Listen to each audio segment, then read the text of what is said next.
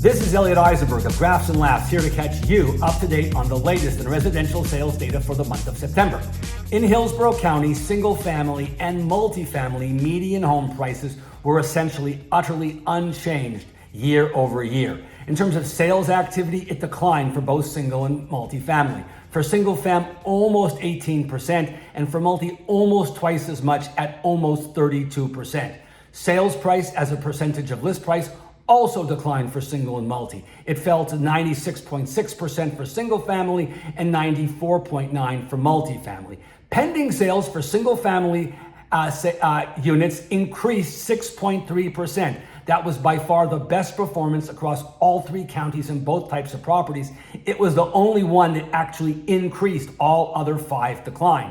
And multifamily, as is expected, it declined by 26.3%. Active inventory rose to 3.4%, up almost 50% year over year. And the multifamily side, inventory is now 4.7 months, up almost 90% year over year. Clearly, multifamily is faltering slightly here in this county.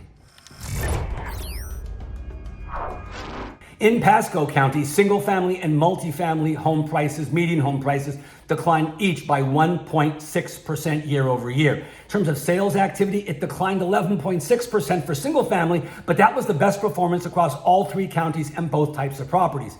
Similarly, multifamily declined a little bit more, 13.7%. That was the best across all three counties for multifamily units. Sales price as a percentage of original listing price slid to 96.4% for single, and it fell to 96.8% for multifamily.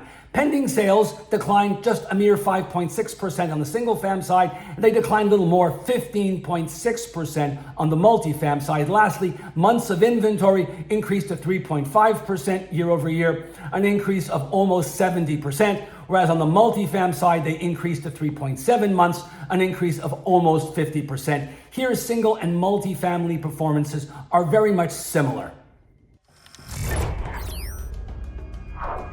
In Pinellas County, single-fam home prices increased 2.8%. That was the best performance across all three counties in both types of property classes. Unfortunately, multifam home prices declined. They fell 18.9%. In terms of sales activities, it declined 22.8% for single family and roughly double, 46.2% for multifamily. Sales price as a function of a list price, original list price, slid to 94.8% for single fam and 92% for multifam, by far the lowest percentage across all three counties in both types of properties. Pending sales eased 11.2% for single fam and 29.5% for multifam. Lastly, inventories are now at 3.7 months supply for single fam, up about 60%, and it's 6.4 months for multifamily, up almost 94%. Here in Pinellas County, multifam is clearly underperforming vis-a-vis single family. Turning our attention to the national economy, GDP growth in the second quarter was 3%. And it turns out that GDP in the third quarter that ended recently is also going to be about 3%. This is substantially more than almost any economist thought 3 or 4 months ago. This is a big, pleasant surprise. That said, because of this pleasant surprise, inflation's coming down a little bit more slowly than we hoped.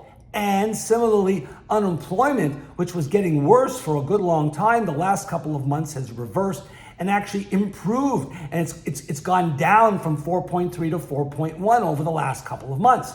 As a result of this, interest rate expectations have changed. The Fed, we thought would cut rates quite heavily, extensively, quickly, a lot, is now telling us they're being much more bellicose and saying, well, we're going to cut, but we're not sure when. We're going to cut, but we're not sure how much. Yes, they're going to cut, but expectations have been reduced. The hope that they'd cut a lot before the end of the year or more than they're going to has reduced. Similarly, the amount and number of cuts next year is also somewhat on the back foot, if you will. Now, this isn't the first time this whiplash that markets have changed expectations quickly and led to big changes in interest rates have occurred. This occurred late last year, so around this time of year last year, when interest rates, mortgage rates almost hit 8%. And then early in 2024, so earlier this year, we saw rates come way down when the thought was the Fed would cut a lot. So we've been through this before. We'll be through it again. Fasten your seatbelt. The Fed will cut rates.